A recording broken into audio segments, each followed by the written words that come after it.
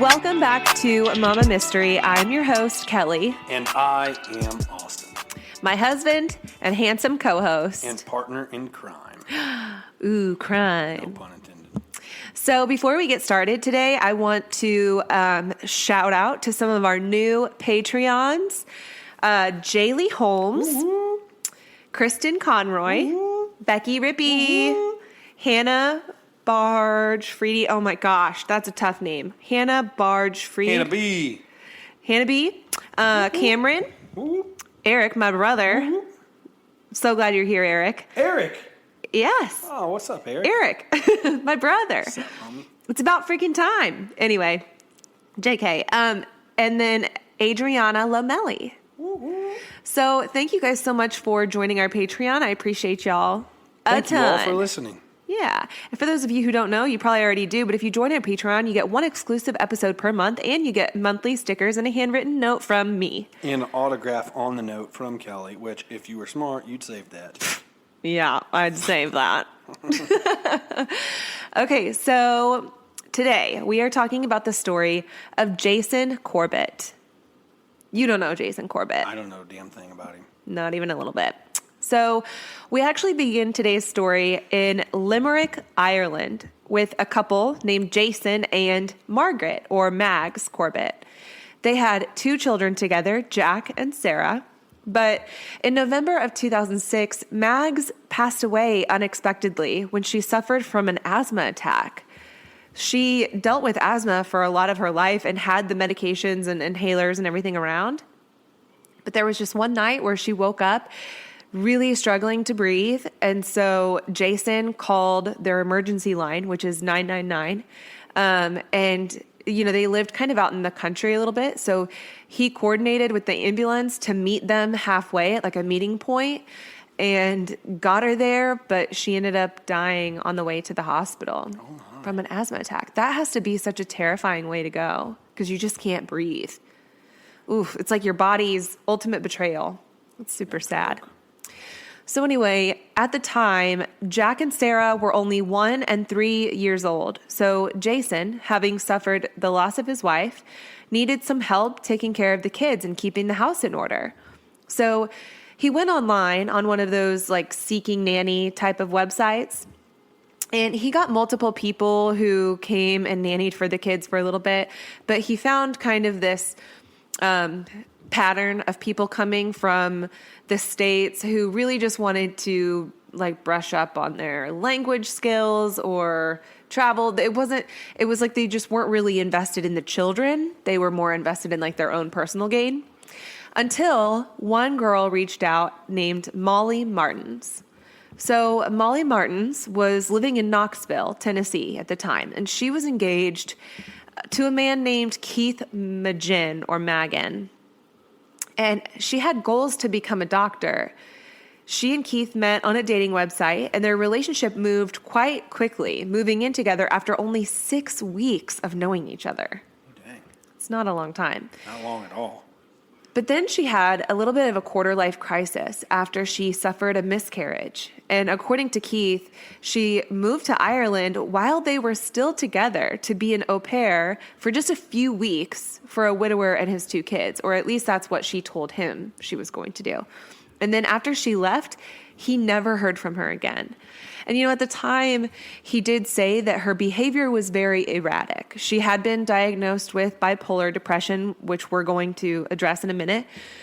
But she would always come up with these grand plans and, you know, these ideas, but she never really followed through with them. And even with medical school, like, she was the type of girl who I think, in my opinion, things kind of came easy to her. And if they didn't come easy, then she didn't want anything to do with it.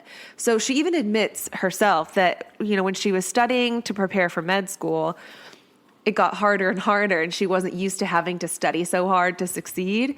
And so that was why she ultimately decided against becoming a doctor and went to Ireland in an attempt to kind of maybe find herself or just get a break. Or have something easy, yeah. Yeah. So Keith, her fiance, later came out with an essay on this whole case. He wrote it and like published it on Facebook. But anyway, he admitted that Molly suffered from bipolar depression and had spent time in a psych ward in Atlanta before she left for Ireland. And I don't know if this was before or after her miscarriage, or if her miscarriage, exacerbated her mental issues. I mean, I can only imagine. I've been through a miscarriage, and I know they're really common. So I know some of our listeners have been through them too. And it can be very traumatic and triggering. Very mentally taxing. Absolutely. It's devastating. So yeah, I mean, I can imagine that, if she wasn't taking her meds like she should have, or if her meds weren't completely figured out or what, that, a miscarriage could certainly ignite some issues. But anyway, like I said, I don't know if she was in the hospital before or after that. I just know that it was before she went to Ireland.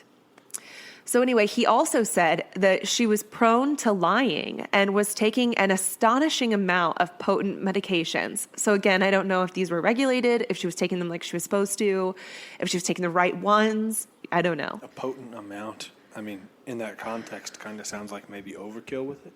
Maybe, or maybe she was taking some drugs that kind of I say drugs, I meant medications that maybe kind of knocked her out a little bit or make her really tired. I don't know.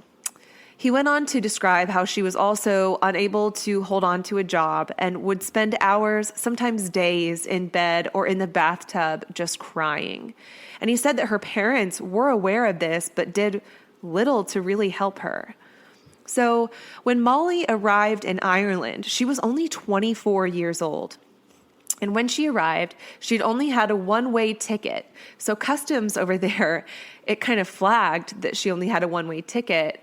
And she didn't have a working visa. She never bothered to go through that process.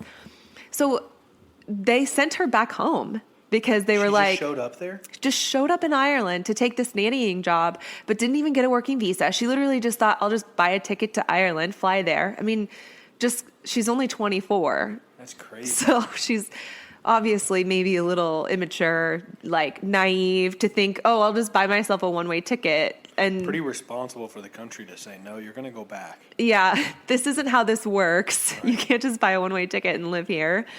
So anyway, the second she gets back in the States, though, she buys another ticket with a returning flight this time and goes back. So she kind of worked the system, finagled it a little bit.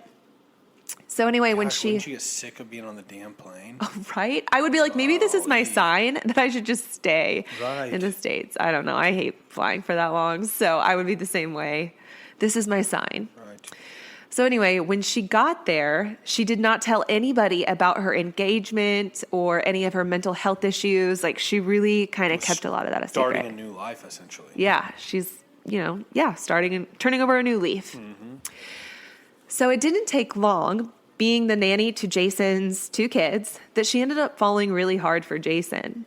And things started moving really quickly. And at one point, Molly had to come back home for a little bit. So they were emailing back and forth. And in the emails, Jason admitted that he felt like things were moving really fast, maybe a little too fast. And he just wasn't really sure about their relationship. But she convinced him that they should stay together and that he should even buy a new house because she didn't like living in a house under Mags's shadow. She felt like it wasn't her, she couldn't make it home. And in a way, I kind of understand that. I mean, if that's a tough line. It's you know what I job. mean? Well, no, but she at this point is in love with him. So this isn't even about the job anymore. This is about their relationship. And she felt like staying in that home was hard on her, which was in turn hard on their relationship and because she's engaged back home. Well, yeah, but she, ghosted him. So she's effectively not engaged anymore. At this time, is her fiance done? Yeah.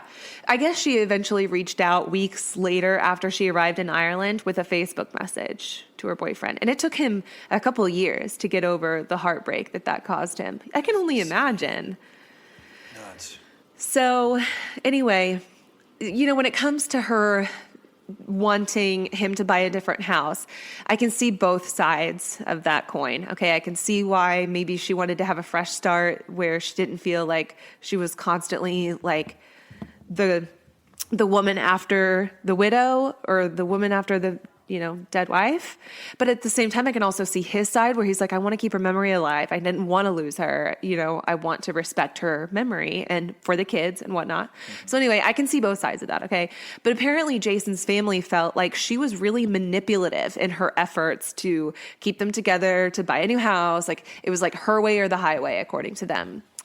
And ultimately, Jason's company that he was working for offered him a job in the States. So they ended up moving to the States and getting married in her hometown. Or curveball. Yeah, I mean, he gave in, I guess. Mm-hmm. They ultimately settled down and bought a house in Winston-Salem, North Carolina. So their marriage, of course, had its ups and downs, as many do. I wouldn't be sitting here telling you this story if their marriage didn't have some ups and downs. Molly had a temper and she had trouble hiding her temper tantrums in public. And Jason's friends and families recalled the bizarre stories that Molly would tell. She allegedly told some people that she was pen pals with the children's mom before she passed. And which that to me is like, so creepy because she only met Jason through that nannying website. So it's like, I'm almost reminded of the Chris Watts story when Nicole Kessinger is like, no, I didn't know anything about Chris Watts or Shanann. But then they go back and find out that she had actually been stalking him and his family for like months prior to their alleged beginning of their relationship. Mm-hmm. In this case, I don't know. I don't know if she really did research. Well, I don't know if she would have. I don't know. Actually, that's a good question. She because wouldn't even have he known would, her. Right, because there would never be an account on the nannying website. It would have been 100% pulled out of her ass. Yeah. So yeah, no, there's no way that could be true. That's a good point. Yeah, because there would be no need. There would be no way for her to find him on the nannying website before she died. She would have never got a nanny. Exactly. So anyway, good thinking. Anyway, she also told people that she was the kid's biological mother. Another weirdo thing.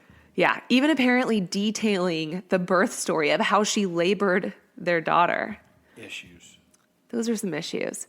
And one thing that wasn't up for debate, though, was Molly's desire to be a mother. And I don't know if this was triggered by her miscarriage and she just desperately wanted to be a mom. So maybe she found Jason and these two kids and she's like, here's my chance to be a mom to these kids. And, I wonder if it almost taps into that Munchausen's by proxy when you have these two kids who lost their mother tragically and now you've stepped in to be like the martyr stepmom.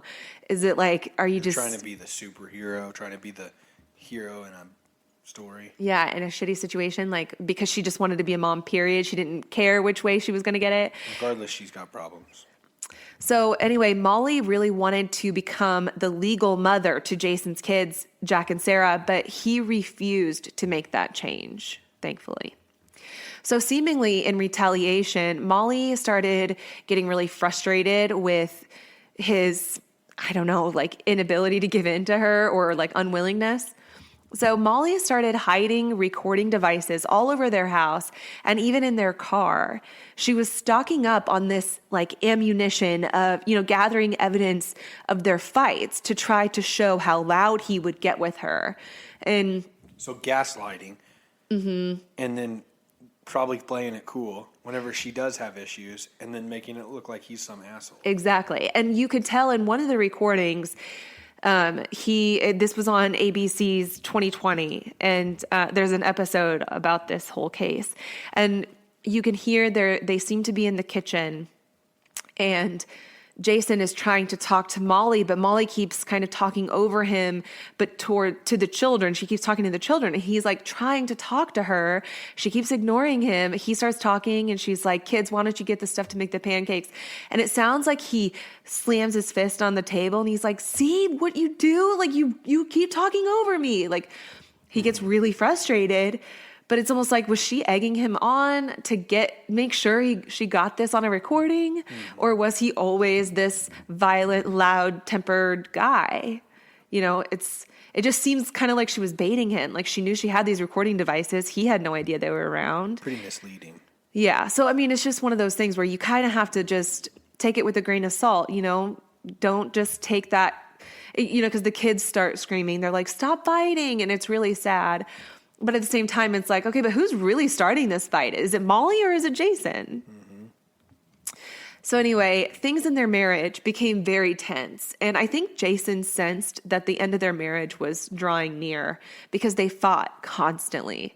He mentioned to the children that they would be going back to Ireland soon. And he started making arrangements to make that happen. And one day in the summer of 2015, he was shuffling things around in their bedroom and accidentally dropped the kids' passports on the floor. So these were supposed to be locked up in storage, like not in the house. But Molly saw them when they landed on the floor, and I think she realized like what he may have been planning to do. It was kind of like a red flag to her. So of course, Molly's version of events is very different. According to her, she says that he became very controlling and argumentative.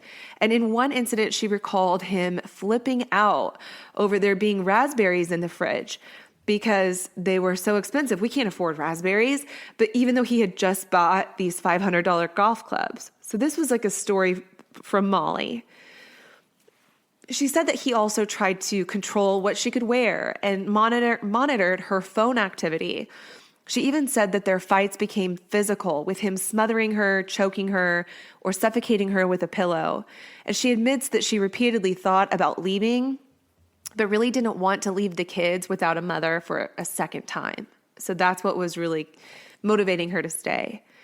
Coworkers, friends, and neighbors loved him, though. There was nobody else who could corroborate her version of their marriage, right?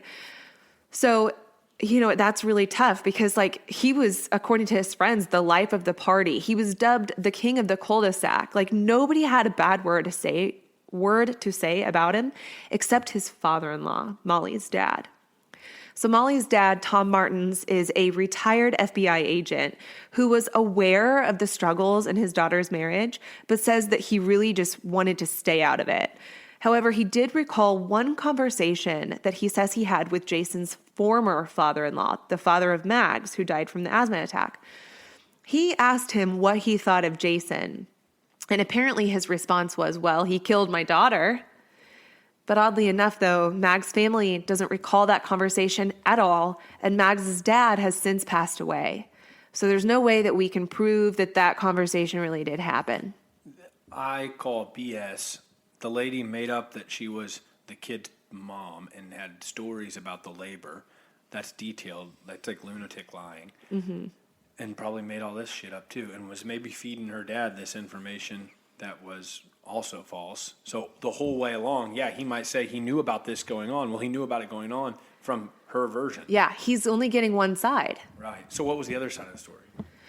Well, I kind of already explained that, just how Jason, was growing tired. Okay, I get what you're saying. Yeah. Just that everybody loved him, and he was getting tired of all the fighting and was probably going to move back to Ireland.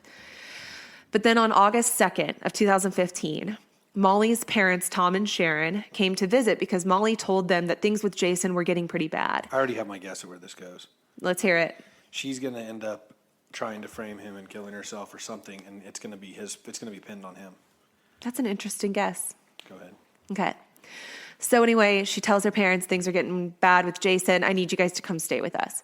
So they come stay for the weekend, and they come bearing gifts. They as in Tom and Sharon. Tom brings a tennis racket for Sarah and this used baseball bat for Jack because Jack was into baseball, and Tom says that he was really excited over hand-me-downs and any kind of used baseball gear. So anyway, they had some pizza for dinner that night, and the night ended well with everyone going to bed in their respective rooms. So I guess the house is kind of 3 stories, right? So there's like a basement with the guest room where Tom and Sharon are staying. On the main floor is the master bedroom where Molly and Jason are sleeping. And then on the top floor is where Jack and Sarah are sleeping. Or he's going to kill her because he's going to be so tired of her stuff. Just keep listening. Okay, sorry. It's okay. So Sarah, I guess, had been having some really bad dreams lately. And according to Molly, Jason was growing really frustrated with her frequent need to be coddled. So when Sarah came to the room that night, she stayed outside the door and just whispered until Molly heard her. This is all according to Molly. Molly says she got up, took Sarah back to bed, and that when she came back to bed, Jason was awake and furious. She said, quote, "He woke up and he was angry. He wanted to know why I'd gotten up. Then he was furious because Sarah had been doing this lately. And, she just wanted to be coddled and she was too old for that. And I shouldn't have gotten out of bed," unquote. Molly said that the fight began to escalate, and since her parents were sleeping downstairs, Jason put his hand over her mouth to quiet her. But Molly's dad, Tom, was already woken up by the loud voices and stomping from the floor above him. So he got up and went upstairs to check on what was going on, and on his way upstairs, he grabbed the bat that he brought for Jack. Tom recalls that when he got to the bedroom door, he saw Jason with his arm around Molly's neck in a chokehold. He told Jason to let her go, to which Jason responds, according to Tom, quote, "I'm going to kill her," end quote. He starts edging towards the bathroom, kind of dragging her towards the bathroom. And Tom says that, if he gets into the bathroom, there's going to be a door between us and he's going to kill her. So Tom says he grabs the bat that he brought for Jack and begins swinging at Jason. He hits him on the back of the head, but it doesn't stop him. Jason grabs the bat and pushes Tom away. Molly at this point realizes Jason now has the opportunity to hurt her father with this bat. And Tom says, quote, "I grabbed the bat with 2 hands and hang on for dear life. We're struggling back and forth now, 4 hands on the bat, and I'm trying to hit him with the bat, and I hit him with this end of the bat and hit him with my elbow and hit him with my fist or anything else, but I'm going to hang on to the bat."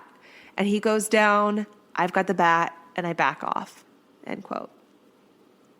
At this point, Tom says they need to call 911. Jason is bleeding all over their bedroom. There are huge pools of blood on the floor, on the walls, on Molly, and on Tom. But what I have trouble understanding is how this seemingly quick struggle could result in so much bloodshed from just one person.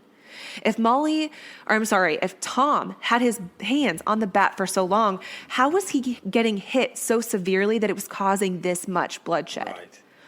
I mean, you can look up the pictures yourself. I'll have them on our Mama Mystery page on Instagram. But the crime scene photos, You have the photos with the blood? they're a mess. It's really bloody. There are huge pools of blood on the wall where it appears that his head was against the wall and he was struck with his head against the wall and then there's blood splatter all over the wall. It's on the carpets. I mean, it's everywhere. Okay. So the police arrive, they take Molly and Tom outside for separate statements, and Molly is reassured by one of the officers that this appears to be a case of self-defense and she doesn't need to worry. They're instantly telling her that, which I'm like, that's a mistake. Whatever. I don't know what the protocol here is, but I just don't think that you should be saying that type of information without at least investigating the crime scene first and doing a thorough investigation, but whatever. It doesn't matter. One of the officers inside wrote in a search warrant that in his opinion, the scene was inconsistent with the story that they told. Because, the story seems to end quick. He hits him in the head. And then Jason grabs the bat. So then they're fighting over the bat and somehow he gets hit again and he's down, right? But down and out? Yeah, he's down, he's bleeding, he's done. They call 911 and he's like, "I think I killed him. He's bleeding all over the place." And the dispatcher is telling them to perform CPR.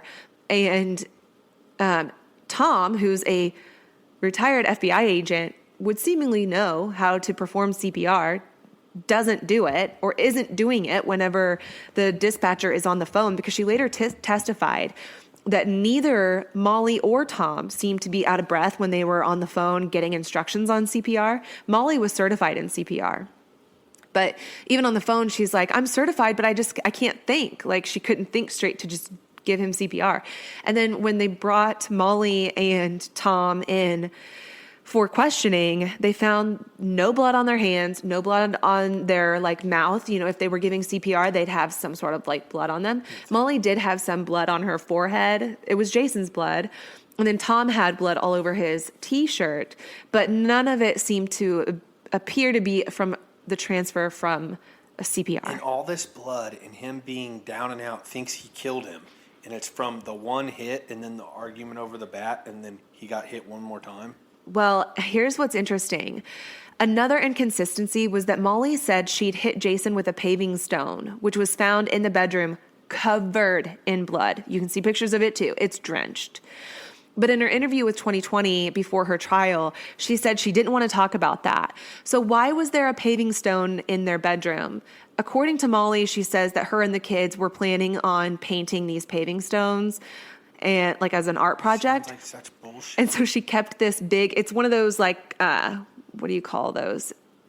I don't know how to explain it. Like a trapezoid. Yeah, kind of like a trap. No, The it's shape it's, of the block. Yeah, but it's only 4 sides. It's in a trapezoid. I'm going to show how dumb I am. A trapezoid is like... You're not dumb. I think maybe it is. Anyway, it's an oddly shaped paving stone, okay? This is not... It doesn't matter. Why would it be on your nightstand? And it just seems really convenient that it would be on your nightstand for you to use as this weapon. And why not mention... If you're already admitting... Like, why not mention that if you're already admitting to hitting him with the bat? And then not only that, but when they brought in Jason to the medical examiner and they examined him, they determined that he had been hit at least 12 times with the bat. And they said they hit him twice in a paving stone, possibly. It was complete overkill. There was absolutely no need to keep hitting him and hitting him and hitting him. For that long. Think of if you're going to do a project with the kids and you have a paving stone you're going to paint. Are you really going to keep it on your nightstand? No, I would keep it in the kitchen or in the living room. No, I would not bring it into my bedroom. It's just such a random place. Yeah, it just seems really convenient that you had this weapon. And you know what else I think is convenient is that he brought his grandson a used bat. It just seems like you were preparing for something that was going to go down. So I'm going to bring this bat, Right. Maybe it would have seemed more believable if he brought his son a brand new bat, but apparently he had brought him a bat the year before too. And I don't think kids grow out of bats that fast, but maybe I'm wrong. Either way, I just think, you hear things are going poorly in Molly and Jason's relationship. So you come kind of at the last minute and you come bearing a gift and the gift happens to be a weapon or something you can use as a weapon. And you grab it on the way upstairs. But yeah, his skull was crushed so severely that when they were transferring him to the board, to take him outside, pieces of his skull were falling out. There were pieces of his skull hit so hard they were pressed into his brain, found inside his brain matter. It was complete overkill. Catastrophic injuries. So in Jason's will, he said that he wanted his sister Tracy to be the kid's legal guardian in the event of his death. So after a custody hearing, the judge granted custody to Jason's sister, and she took the kids back to Ireland with her. And this absolutely devastated Molly. The kids were upset as well at the time, crying and begging the social worker not to take them. And with the kids back in Ireland, Molly tried absolutely everything she could to get a hold of them, even calling a radio station over there with a message for the kids, hoping they would hear it. And back in Ireland, Jason's friends and family were advocating for Jason, claiming that he was this gentle giant because, I'm so sorry, I forgot to mention, he was over 6 feet tall and 250. I mean, he was a big guy, which is another discrepancy in this whole fight. We're talking about Molly, this little blonde woman, and her dad, who is a retired FBI agent. He's actually a pretty skinny guy. He's older, has all white hair. I don't know how else to describe him. You'll just have to look at the pictures on the Mama Mystery page, or you can Google him. But the thought of this old man overpowering this big, huge dude from Ireland, it's kind of this doesn't really make sense. So anyway, the family and friends back in Ireland and at home all knew something was not quite right about this. And they all felt like Molly was just a gold digger with mental issues who really just wanted to be a mother and maybe just wanted to have those kids all to themselves or all to herself. And so they posted all over social media, contacted the DA's office, begging for justice for Jason, begging them to look deeper into this. So back in the States, investigators are reviewing evidence of the case, and they are noticing huge discrepancies between the injuries that Jason sustained and the injuries, or lack thereof, that Molly and Tom sustained. Molly, and the story. Well, yeah, and the whole story.